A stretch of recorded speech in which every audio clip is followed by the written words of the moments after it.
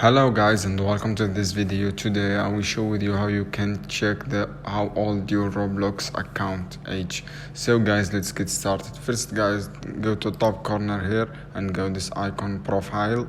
After that, go to profile. As you can see here, this is my profile, and just scroll down guys. Easily you can find this statistic and you can find your joined data. As you can see here, I joined on April on May 2024, as you can see here. This is my account, is a new account, and this is how you can find guys, check the old your account. So guys, I hope this video helped for you. Then don't forget to subscribe and like and share this video for more content. Any question guys about Roblox or something, down in comment here and I will answer your question, and see you another video soon.